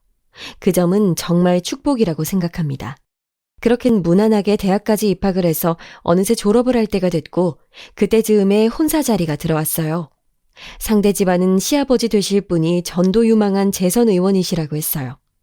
업계에서 입지가 탄탄했던 아버지와 저희 집안을 계속해서 눈여겨보고 있다가 혼기가 찬 자신의 아들과 사돈을 맺자고 제안해 온 것이지요. 아버지는 그 시절 흔하게 행해지던 정경유착의 한 형태로 보고 처음에는 혼사 자리를 거절하셨는데, 계속된 상대 집안의 요청에 아버지는 저의 의사를 물어오셨어요. 세상 물정 아무것도 몰랐던 저는 그저 결혼을 한다는 것이 신기하기도 하고, 계속해서 제안을 해오는 것은 그만큼 우리 집안의 위치가 사회적으로 인정을 받았다는 생각도 들어서 일단 남편 될 사람은 한번 만나는 보겠다고 했습니다. 맞선 자리에서 처음 만난 남편은 너무나 젠틀하고 교양 있는 청년이었습니다. 어렸을 적부터 아버지로부터 가정교육을 엄격하게 받고 자라 항상 사람을 대할 때 조심스럽다고 했어요. 그 시절 흔치 않았던 해외 유학파에 국내 굴지의 대기업에서 차근차근 입지를 쌓아가던 인재였어요. 머지않아 회사를 나와 자기 회사를 차릴 거라고도 했어요. 저는 그때까지 남자는 사귀어 본 적도 없었는데 결혼을 하자고 다가오는 이렇게 괜찮은 남자가 눈앞에 있으니 그날로 집에 돌아가 아버지한테 결혼을 하겠다고 했어요. 아버지는 무언가 망설이시는 듯 했지만 그래도 제가 결혼을 하겠다고 하니 수락을 하셨어요. 그렇게 올린 결혼식은 정말 화려했습니다. 정재계에서 꽤나 이름 있는 양가의 손님들이 많이 오셔서 큰 축복 속에 결혼을 올렸거든요. 제 인생을 이제껏 어려움 없이 무난하게 잘 살아왔던 것처럼 앞으로의 인생도 그렇게 흘러갈 것만 같았습니다. 하지만 그런 저의 기대는 결혼한 지 몇 년이 지나지 않아 산산이 무너지고 말았습니다. 사실 신혼 때와 결혼 초기의 남편은 크게 문제없는 사람이었습니다. 준비하던 회사에 법인을 설립해 성실하게 운영을 해나갔고 야근과 회식이 잦긴 했지만 남편감으로서의 큰 문제를 일으켰던 적은 없었어요. 다만 한 가지 꺼림칙했던 것은 계속해서 아버지 사업에 관심을 보였고 점점 구체적으로 아버지의 재산에 관해 묻기 시작했습니다. 그러다가 점점 본색을 드러내기 시작했는데 그것은 다음과 같습니다. 처음엔 은근슬쩍 시아버지 정치활동에 자금이 필요하다는 얘기를 슬며시 꺼내곤 했었는데 나중엔 그것을 점점 노골적으로 표현을 하더니 나중에는 대놓고 장인어른께 아버지 정치 후원의 명목으로 도와달라고 요청을 하더군요. 저는 이 사람이 이러려고 나랑 결혼을 한 걸까 하는 불쾌한 생각이 들었지만 그래도 남편인데 그 정도 도움 요청은 아버지에게 해볼 수 있을 것 같아서 아버지께 사실 그대로를 전달했습니다. 그러나 아버지는 이제야 올 것이 온 것 같다며 긴 탄식을 내뱉었습니다. 사실 시아버지는 남편을 통해서가 아니고서도 이래저래 은근슬쩍 아버지에게 그런 요청을 저모르게 해오셨었나 봐요. 아버지는 그런 요구들을 잘 돌려 거절을 하다가 이제는 딸인 저를 통해서까지 전달을 받게 되니 이제야 올 것이 왔다고 말씀을 하신 거예요. 아버지는 제게 연신 미안하다는 말씀만 하시면서 방법을 찾아보겠다고 했어요. 미안하다, 내 딸. 아빠가 미안해. 아빠가 힘이 없어서 정말 미안해. 저도 미안해하시는 아버지를 보며 마음이 편치 않았어요. 아버지는 이때가 유난히 힘들었던 건 돈을 마련하고 전달을 하는 일보다 어릴 적 힘센 친구들에게 괴롭힘을 당하던 트라우마가 떠올라서였다고 했어요. 어린 시절 내내 작고 약하다는 이유로 괴롭힘만 당하다가 이제는 당신도 사회에서 자리를 잡을 만큼 성공해서 남부럽지 않게 살고 있고 귀하게 키운 딸 자식도 시집 보내놨으니 인생의 숙제는 다 이룬 것 같다고 여기셨었대요. 더 이상 힘이 없고 초라하다고 하여 괴롭힘을 당하는 삶을 살지 않아도 될 것이라고 생각했다면서요. 그런데 다시 한번 힘이 있는 사람의 강압적인 요구에 굴복해야 하는 순간이 다가왔으니 아버지가 어린 시절을 상기하며 얼마나 괴로워하셨을지 상상이 가시나요? 그것도 다른 먼 관계의 사람도 아닌 사돈댁으로부터요. 저는 계속해서 미안하다는 말만 반복하시는 아버지에게 되려 제가 죄송해서 더 이상 아무 말도 할 수 없었어요. 시댁의 요구를 저의 입장을 통해 전달을 하면서 결국엔 제가 아버지의 어린 시절 상처를 상기시킨 것 같아서요. 그래서 그날 이후로는 아버지께 이 일이 어떻게 되어가는지 일절 묻지 않았고 남편에게도 내용 전달했으니 더 이상 이 얘기는 안 꺼냈으면 좋겠다고 얘기했어요. 신기하게도 그 이후로 시아버지의 당내 입지는 계속해서 커져갔고 대중적 지지도는 날로 올라갔어요. 분명히 아버지의 도움이 컸을 거라고 생각되지만 아버지가 그것들을 합법적인 테두리 안에서 지원하기 위해 얼마나 골머리를 앓았을지 생각하면 지금도 가슴이 아프네요. 아닌 게 아니라 기업과 정치인 사돈관계의 정경유착은 큰 사회적 문제를 야기할 수 있었기 때문이었죠. 당시 사회와 언론의 분위기가 그런 것들을 크게 질타하는 분위기였던 것도 한몫을 했고요. 실제로 2000년대 들어서는 이런 사돈관계의 정경유착이 물밑으로 많이 숨어들었지만 이때만 해도 대놓고 드러나지만 않았을 뿐 암암리에 만연했던 것이 사실이에요. 아버지는 자칫 이것이 문제가 되어 평생을 읽어놓은 자신의 사업터전을 한 번에 잃지 않기 위해 정말 여러모로 대책을 모색하셨죠. 게다가 이런 요구가 한 번으로 끝나지 않을 것 같아서 아버지의 고민이 얼마나 컸을지 짐작도 할 수 없습니다. 그렇게 저는 점점 이 결혼에 대해 회의감이 들고 있었습니다. 그도 그럴 것이 사돈어른의 이 노골적인 돈 요구가 받아들여지기가 무섭게 저에 대한 남편의 태도는 무섭게 돌변했습니다. 야근과 회식은 그 빈도와 시간이 도를 넘어서서 아예 안 들어오는 날도 많았고 누군가와 자주 몰래 통화를 하는 것 같은데 제가 이상한 사람이 되는 것 같아서 누군지 물어보지도 못했습니다. 사실 그런 남편을 더욱더 그냥 내버려둘 수밖에 없는 저만의 자격지심이 하나 있었습니다. 저희 부부는 결혼한 지 몇 년이 됐지만 아기가 들어서지 않은 상태였어요. 지금이야 불임 부부가 상상 이상으로 많고 아기도 잘 낳지 않는 사회 분위기가 형성되어 있지만 그때까지만 해도 아기를 가질 수 없으면 아내 쪽으로 묘하게 귀책이 기울어지는 분위기가 아직까지 남아 있었습니다. 나에 대한 마음보다 아버지의 재력을 이용하려고 결혼을 계획한 것만 같은 남편과 시아버지에 대한 피해의식과 아이를 가지지 못하는 데서 오는 자격지심 때문에 점점 이 결혼은 잘못되었다고 느끼고 있었습니다. 그 와중에 남편은 계속해서 밖으로 나도니까 저의 삶은 점점 더 바닥을 향해 내려가고 있었습니다. 그러던 중 정말 큰 일이 터지고야 말았습니다. 1997년 어떤 사건이 있었는지 전 국민이 다들 기억하시죠? 네, IMF 외환위기 말입니다. 영원히 탄탄할 것만 같던 아버지의 사업은 수직으로 곤두박질 쳤어요. 급기야는 채무 상환 기간을 맞추지 못해 부도가 났고 그렇게 저희 집안은 몰락의 길을 걷게 됐습니다. 이쯤 되면 남편과 시아버지의 태도가 어땠을지 짐작하시나요? 아버지는 부도 직전 시아버지를 찾아가 혹시라도 사돈께서 도와주실 방법은 없는지 지푸라기라도 잡는 심정으로 도움을 구했다고 합니다. 그때 말씀하신 시아버지의 한마디가 지금까지도 잊혀지지 않으신데요. 김 회장님, 저는 정치인이지 기업가가 아닙니다. 지금 시기에 저를 이렇게 찾아오시면 제 입장이 굉장히 곤란해집니다. 아무리 국가 부도 상황이라지만 머지않아 상황이 나아지겠죠. 오늘은 일단 돌아가시죠. 아니, 제가 그동안 어떻게 사돈 어른을 도와드렸는데 이러실 수가 있습니까? 제가 돈을 달라는 것도 아니지 않습니까? 상환 기한까지 부도를 막을 수 있는 일말의 도움이라도 주실 수 있는 것 아닙니까? 도움이라니요? 큰일 날 말씀. 누가 들으면 어쩌려고 그래요? 제가 무슨 도움을 받았다는 거죠? 정치인에 대한 허위사실 유포는 중죄입니다. 박 부자관, 김 회장님 바깥까지 모셔다 드려. 사돈어른!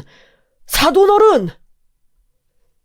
인면수심, 배은망덕, 그 어떠한 나쁜 말들을 다 갖다 붙여도 모자랄 시아버지의 뻔뻔한 태도는 그렇게 아버지 인생에 큰 상처로 남게 됐고 그날 이후로 양가 어른들의 교류는 완전히 끊어졌습니다.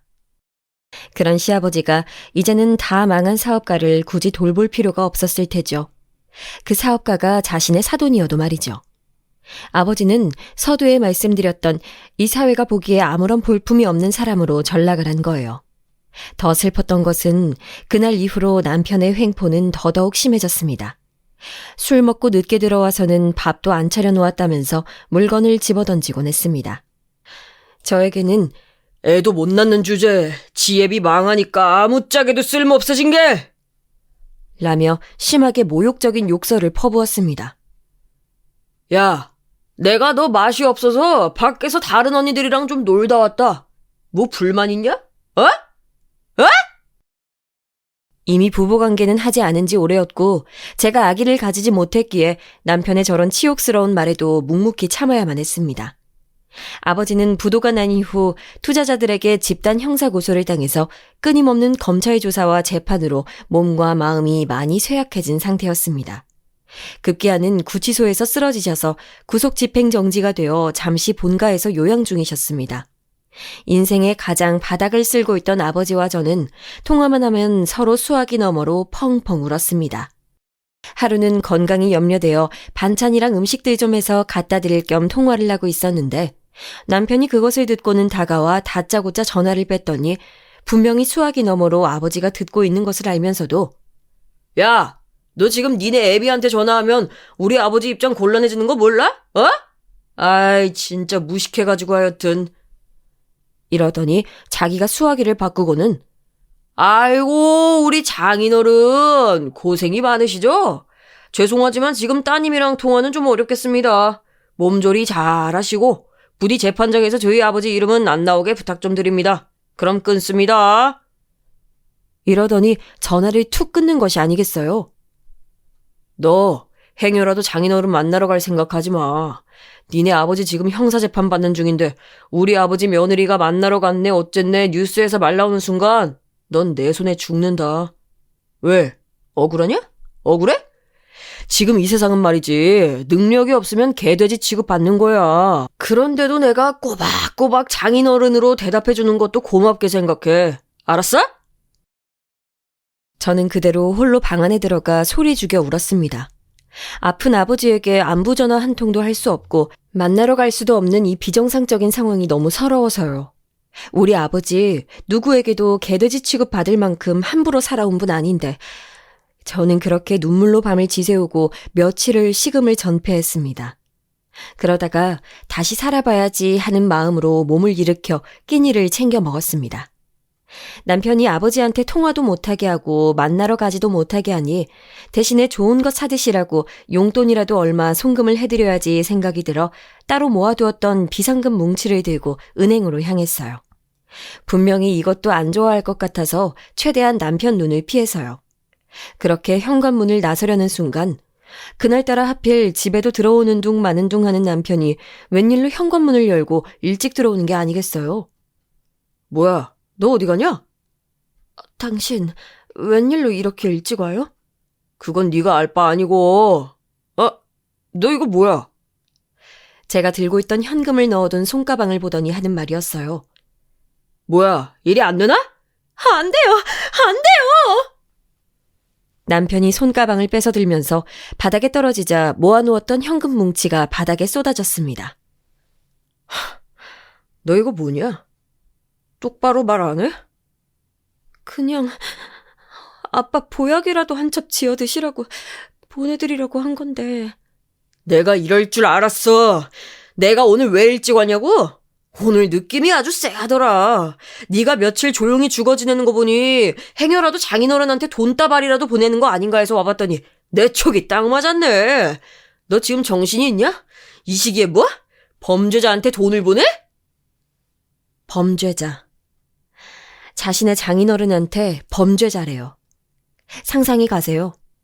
평생을 정직과 성실로 일궈온 기업이 무너지고 억울하게 재판을 받고 있는 장인어른한테 범죄자라니요.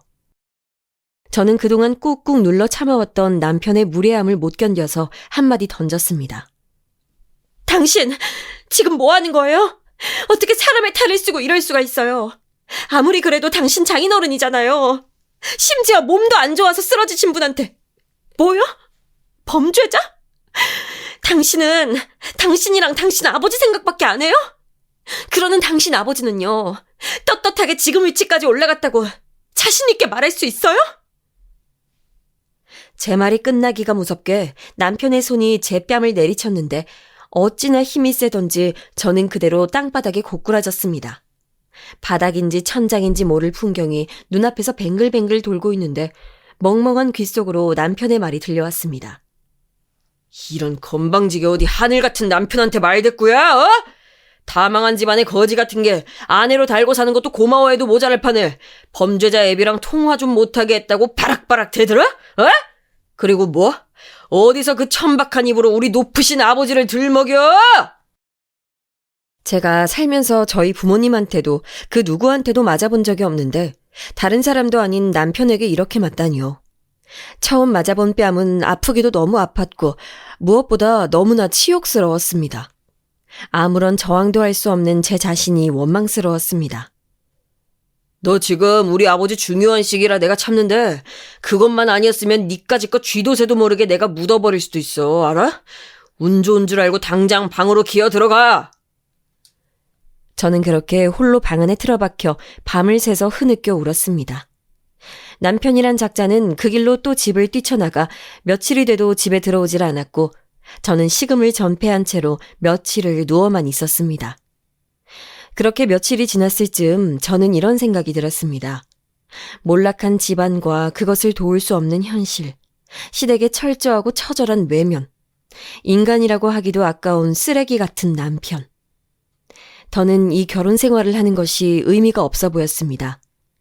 오히려 지금 이 사람과 이혼을 하고 잘난 시댁과 영원히 이별을 하는 것이 저와 저희 집안에 훨씬 좋아 보였습니다. 어쩌면 시댁에서도 그걸 원했을지도 모르죠. 이제는 망해서 아무런 힘도 재력도 그리고 쓸모도 없는 사돈 집안이 하루가 다르게 입지를 다져가는 유력 정치인에게는 오히려 걸림돌이라고 생각했을 테니까요. 거기다 아이도 없었으니 저는 더 이상 이 집안에 어떠한 책임도 남아있지 않았습니다. 네, 그렇게 저는 이혼을 결심했습니다. 며칠 동안 아무것도 할 수 없었던 몸과 마음의 상처를 뒤로하고 저는 겨우 몸을 일으켜 세웠습니다. 죽지 않을 정도로만 겨우 끼니를 채우고 그 길로 이혼 전문 변호사를 찾아가서 상담을 했습니다.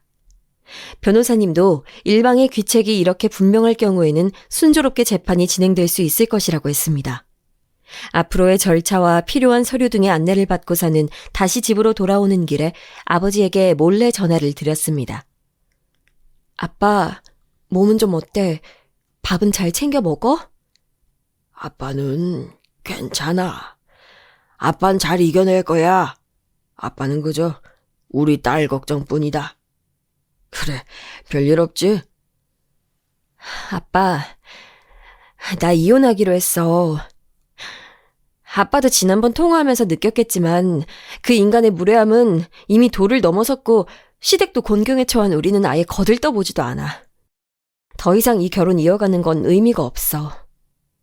아빠 나 이해해 줄 거지? 수진아, 아빠가 미안하다. 아빠가 미안해. 조금만 참고 기다려. 이 아빠가 다 해결할 거야. 우리 딸, 아빠 믿고 조금만 기다려줄 수 있지? 아빠가 정말 미안해. 아빠가 왜 미안해? 철없이 이 결혼 결정한 것도 나고, 그리고 아빠 상황 힘든 건 아빠 잘못 아니잖아. 온 나라가 다 힘든 상황이어서 그런 걸 아빠가 자꾸 왜 미안해? 딸이 이혼한다는 말에 미안하다는 말만 연신 반복하는 아빠의 모습에 저도 눈물이 흘렀습니다. 얼른 이혼 절차를 마무리하고 아빠의 병간호와 재판을 돕고자 하는 마음뿐이었습니다. 그렇게 서둘러 돌아간 집에서 저는 다시 한번 못 볼 꼴을 보고야 말았습니다. 현관문 열쇠를 열려고 했더니 문이 빼꼼히 열려 있었고 신발장에 들어서자 각종 옷가지가 신발장과 거실 바닥에 널브러져 있었습니다. 남편의 옷가지는 익숙했는데 처음 보는 여자의 겉옷과 속옷이 바닥에 여기저기 미역처럼 늘어져 있었습니다. 그리고 안방에서 들려오는 남편과 낯선 여자의 신음소리. 저는 직감적으로 이 상황이 무슨 상황인지 알아차리고 서재에 있던 사진기를 꺼내 안방에 들이닥쳐 뒤엉켜 있는 남편과 상간녀의 사진을 찍어댔습니다. 오빠, 이게 뭐야? 어머. 오빠, 아무도 안 온다며. 뭐야? 너 언제 왔냐? 어딜 싸돌아다니다 이제 기어 들어와. 아이, 젠장. 그나저나 한창 재미 보고 있었구만. 근데 그거 찍어서 뭐 어떡하게. 이봐요, 언니. 당신이 뭔데 우리 사진 찍어요? 빨리 이리 내요. 저는 발가벗은 두 짐승들의 뻔뻔한 태도가 전혀 어색하지 않았습니다. 우리 이제 그만 이혼하자. 어차피 당신도 아버님도 우리 아빠한테 단물 다 빼먹었잖아. 그리고 나도 당신 같은 쓰레기랑은 더는 못 살아. 이 사진은 증거자료로 보관할 테니까 그렇게 알고 잘나신 당신 아버님이 간통죄 형사고발까지는 막아주실지 몰라도 당신한테 당한 것만큼 위자료는 톡톡히 받아야겠으니까 준비해두고. 뭐? 이게 진짜 돌았나? 너 한번 죽어볼래? 이리 와봐. 한두 대 맞을 각오로 하고 던진 말이라 그렇게 난리치는 남편의 행동이 놀랍지도 않았습니다. 아, 오빠 왜 그래? 그만해. 이봐요, 언니. 여기서 이러지 말고 일단 나가세요. 진짜 짜증나. 오빠, 그만 화내고 우리 하던 거 계속하자. 아까 그거 너무 좋았잖아, 우리. 언니! 안 나가고 뭐해요? 옆에서 거드는 상간녀의 머리채를 쥐어뜯고 싶었지만 어차피 증거도 확보했겠다. 여기서 더 말을 섞고 있는 것이 손해인 것 같아서 그 길로 그 집을 뛰쳐나왔습니다. 잘난 당신과 당신 아버님, 내가 꼭 박살내버릴 거야. 기대해. 지랄이 났구만 아주. 야, 하나도 안 무서우니까 네 그 아무것도 가진 것 없는 볼품없는 애비랑 평생 행복하게 잘 살아라. 저는 끝까지 모욕적인 조롱을 하는 남편을 뒤로하고 지체 없이 이혼 소송을 진행했고 지금은 없어진 간통죄 고발도 함께 진행했습니다. 그러나 역시 힘있는 시아버지의 힘 덕분인지 간통죄 형사고발은 혐의 없음으로 종결됐고 상간자 위자료 청구 소송 또한 기각이 됐습니다. 예상 못한 바는 아니었지만 힘있는 자의 만행이라는 것은 늘 치를 떨리게 만들더군요. 그렇게 지루한 법정 싸움 끝에 결국에는 협의 이혼으로 저의 결혼 생활은 종결됐습니다. 그렇게 지옥 같았던 결혼 생활의 해방감을 느낄 새도 없이 저는 아버지의 남은 재판을 좋은 결과로 이끌기 위해 온전히 힘써야 했습니다. 그런데 사람이 영 죽으란 법은 없는가 봅니다. 어느샌가 아버지의 재판이 일사천리로 진행이 되더니 그동안 아버지가 받았던 모든 혐의가 무죄로 판결을 받고 아버지는 완전한 자유의 몸이 되었습니다. 재판을 승소하고 뛸 듯이 기뻐하던 저와 엄마와는 다르게 아버지는 왠지 결과를 예상이라도 했던 것처럼 의외로 침착하셨습니다. 아빠, 정말 축하드려요. 이제 우리 가족 완전히 다 자유의 몸이에요. 제가 뭐라도 해서 엄마 아빠 먹여 살릴 테니까 이제 아빠는 편히 쉬세요. 그래요, 여보. 정말 고생 많았어요. 이제 우리 당신이랑 수진이랑 나 앞으로 편안하게 살 생각만 합시다. 정말 고생 많았어요. 아버지는 묵묵히 엷은 미소를 띄우시며 엄마와 저를 안아주셨습니다. 그렇게 우리 가족은 예전보다 많이 좁아진 집으로 돌아와서 그동안에 정말 모질었던 삶을 정리하고 잠시 소강 상태의 삶을 보내고 있었습니다. 그 와중에 한 번씩 언론을 통해 들려오는 전 시아버지의 정계에서의 승승장구 소식은 계속해서 저를 좌절시켰습니다. 머지않아 다가올 차기 대선의 경선 주자로까지 언급이 되고 있는 상황이었습니다. 그와 동시에 남편의 회사 또한 계속해서 규모가 커지고 있었어요. 악인의 형통함을 보는 것만큼 괴로운 일이 또 있을까요? 정말 지옥 같은 곳에서 잘 빠져나와서 잘 적응하고 있다고 생각하고 있을 때였는데 다시금 악마 같은 그들의 소식을 들으니 다시금 그때의 악몽이 떠오르는 것 같았습니다. 그렇게 그들로부터 입은 상처가 아물기도 했다가 다시 되살아나기도 했다가 할 무렵이었습니다. 어느 날 무심코 틀었던 TV를 봤는데 너무나 흥미진진한 뉴스가 흘러나오고 있었습니다. 그건 바로 전 시아버지의 정치 비자금 이슈가 한창 도마 위에 오르고 있는 것 아니겠어요? 아빠, 빨리 와보세요. 이것 좀 보세요. 아버지는 묵묵히 그 뉴스를 바라보더니 제게 말씀하셨어요. 수진아, 드디어 때가 온 것 같다. 네? 때라뇨? 무슨 때요? 나랑 같이 갈 데가 있다. 얼른 따라서 오너라. 네? 어디를요? 가면 알게 돼 있어. 얼른 와. 그렇게 영문도 모르고 아버지와 함께 간 곳은 어느 고급 일식집이었습니다. 입구에 들어서자 아버지의 이름으로 예약이 되어 있는 룸으로 안내를 받았습니다. 아빠, 여기는 갑자기 왜? 잠깐 기다리고 있어봐. 그렇게 10여 분쯤 지났을까요? 우리가 있던 룸의 문이 드르륵 열리더니 한 남성이 들어오는데요. 세상에, 이름만 대면 알만한 거물급 정치인이었어요. 늦어서 죄송합니다, 김 선생님. 아유, 따님도 와 계셨군요. 말씀 많이 들었습니다. 아, 네. 아빠, 이게 무슨 상황이야, 지금? 수진아, 지금부터 우리가 하는 얘기 잘 들어라. 지금부터 이분과 함께 너의 전 시아버지 그 인간과 네 전 남편을 무너뜨릴 거야. 네? 그게 도통 무슨 말씀이세요? 오늘 뉴스에 나온 그 사람의 비자금 관련 이슈는 시작에 불과해. 오늘 그 뉴스는 의원님 쪽에서 심어놓은 사람이 의도적으로 흘린 거다. 의원님은 이 뉴스가 나는 그날이 바로 작전을 시작하는 날이라고 하셨어. 그래서 오늘 우리가 이 자리에 모인 거다. 의원님과 아빠가 그동안 모아온 모든 증거들로 차근차근 너희 전 시아버지와 전 남편을 무너뜨릴 거야. 김 선생님께서 따님께 직접 설명을 해주시는 것이 오해가 없을 것 같으니 그렇게 아시지요. 편의상 이 의원님을 A 의원님이라고 할게요. A 의원님과 아버지를 통해 듣게 된 사실은 가히 충격적이었습니다. 그 대략의 내용은 바로 이렇습니다.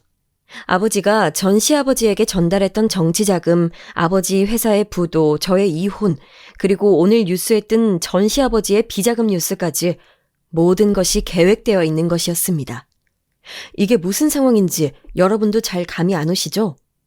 이 이야기는 제가 결혼을 한 지 얼마 되지 않은 때로 거슬러 올라갑니다. 결혼식이 끝나고 얼마 지나지 않아 아버지에게 어떤 검은 양복을 입은 사람이 다가오더니 편지를 한 장 주고 가더래요. 그 편지에는 이렇게 쓰여 있더랍니다. 선생님과 따님이 지금 매우 위험한 상황입니다. 자칫 기업가 정치인 사돈 관계의 정경유착으로 인해 선생님이 위험에 처할 수도 있고 무엇보다 따님의 안위가 가장 시급합니다.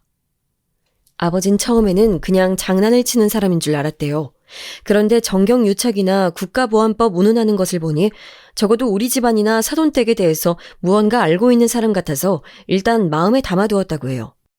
그렇게 며칠이 지나지 않아 이번에 다시 그때 그 검은 양복을 입은 사람이 길을 가던 아버지에게 슬며시 다가오더니 잠깐 저희와 함께 가시죠. 선생님의 안전은 저희가 보장드립니다. 하면서 고급 세단에 태우더랍니다.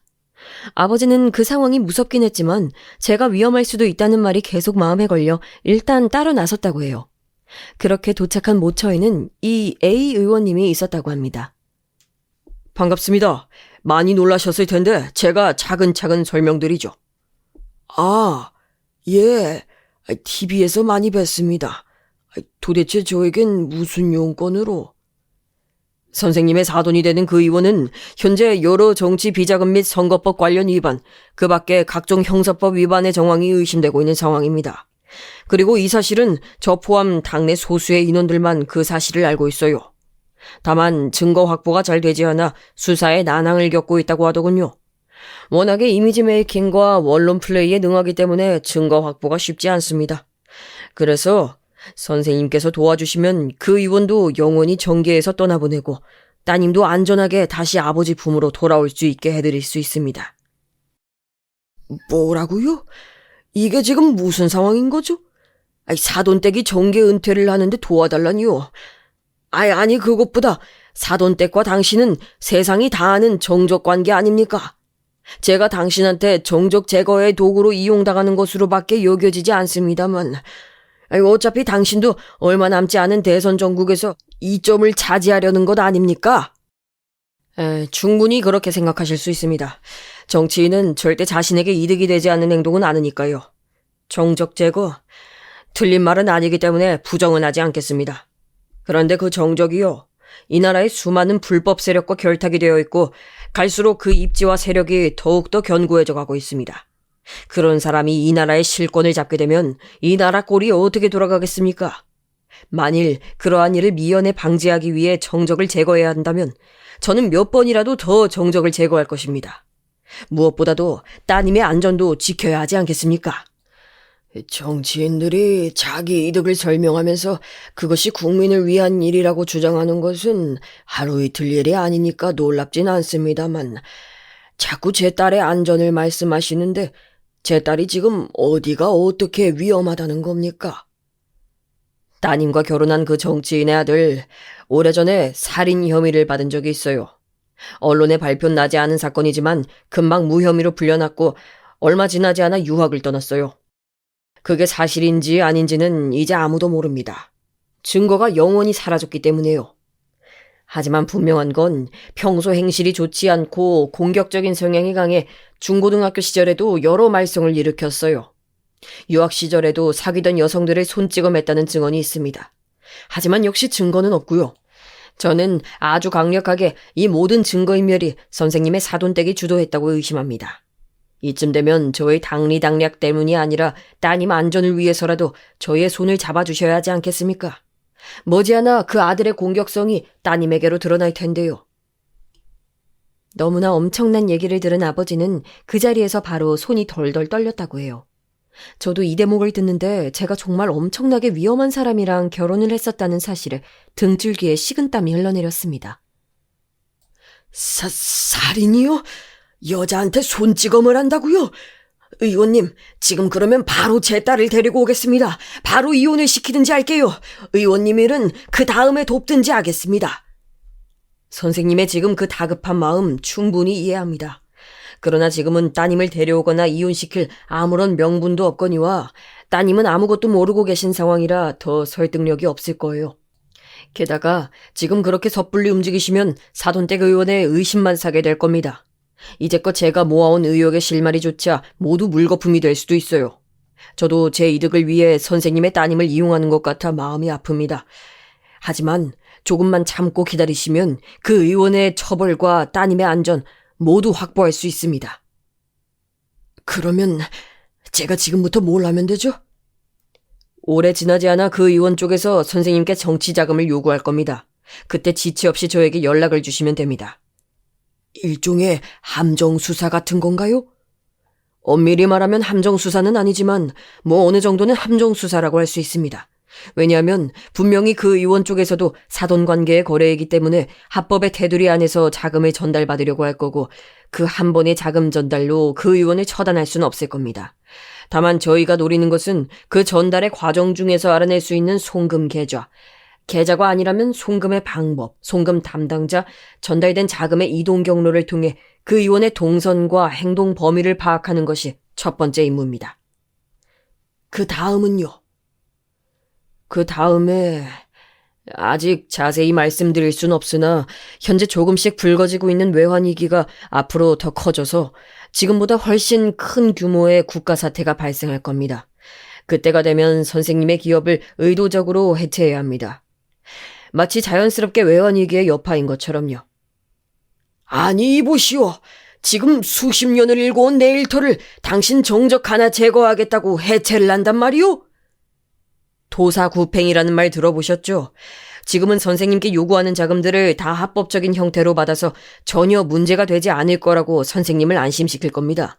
그러나 어느 때고 선생님이 자신의 정치적 입지에 방해나 위협이 된다고 여겨지면 각종 혐의를 뒤집어 씌워서 선생님을 사회적으로 완전히 매장시킬 겁니다. 그게 그 사람이 제일 잘하는 짓이거든요. 그렇게 되기 전에 선생님의 기업이 해체돼서 소위 쓸모없는 사람이 되어버리면 굳이 선생님은 쳐다도 보지 않을 겁니다. 그런 상태가 일부러 되어 그 사람의 표적에서 벗어나셔야 합니다. 아마 기업의 부도에서 흔히 마주하게 되는 재판을 받게 되실 수도 있는데 그 모든 재판 절차와 보상 절차는 선생님의 고객과 투자자들에게 그리고 무엇보다 선생님께 피해가 가지 않게 저희가 완벽하게 처리해드리겠습니다. 그리고 그 모든 과정에서 선생님께서 사돈댁에서 확보할 수 있는 각종 증거를 모아서 제게 전달해 주시면 됩니다.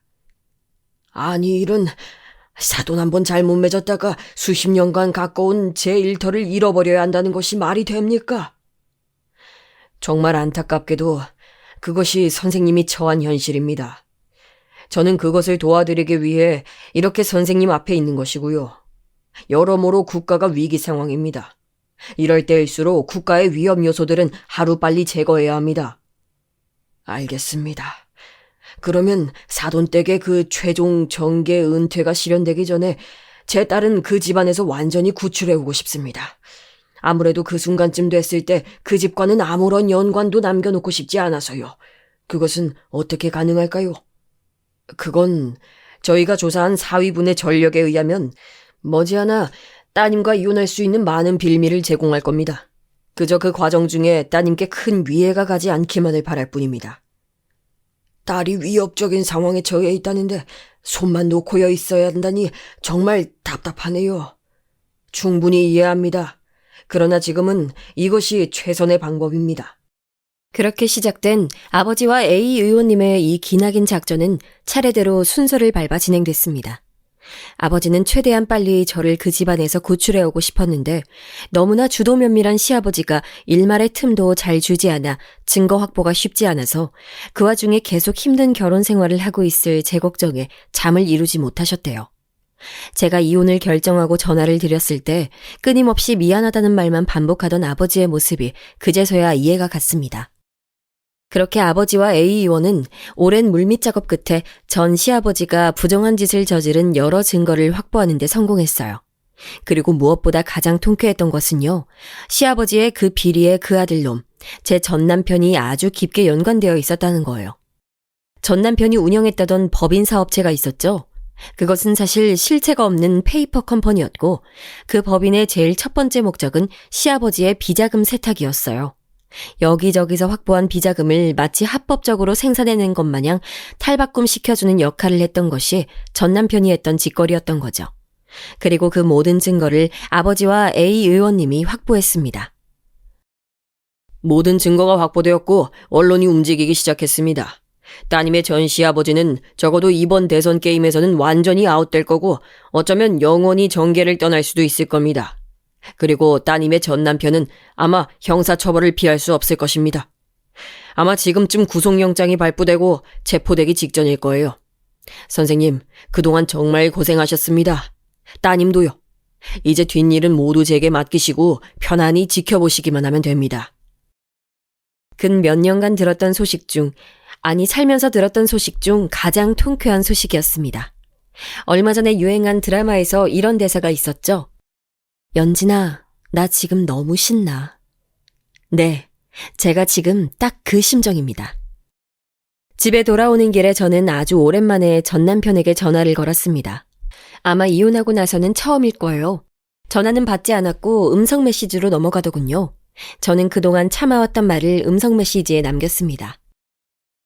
나락 가보니까 기분이 어때? 네 잘난 애비도 정치 생명 이제 끝났고 우리 아버지 보고 범죄자라고 조롱하더니 너가 이제 범죄자가 됐네?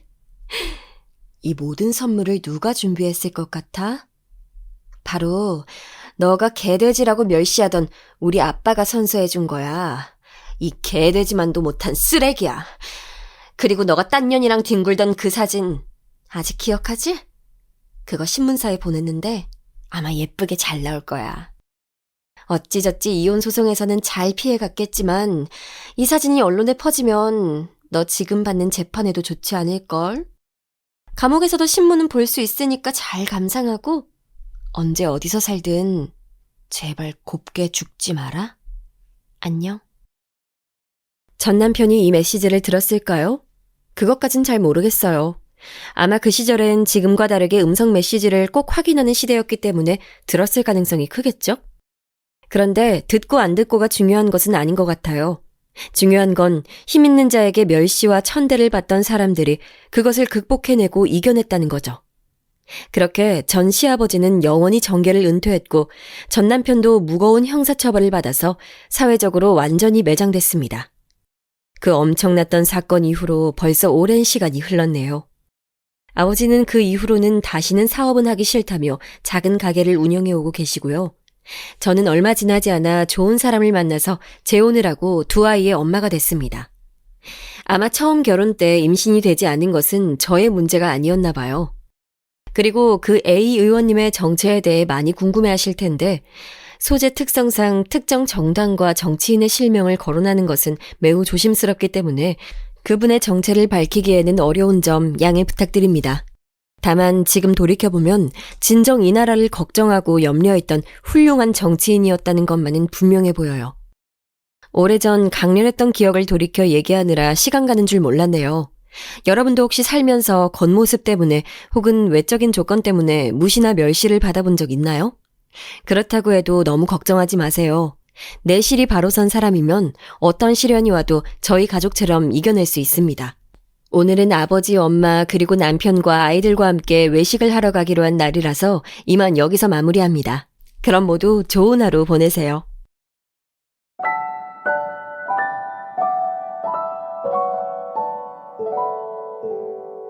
음.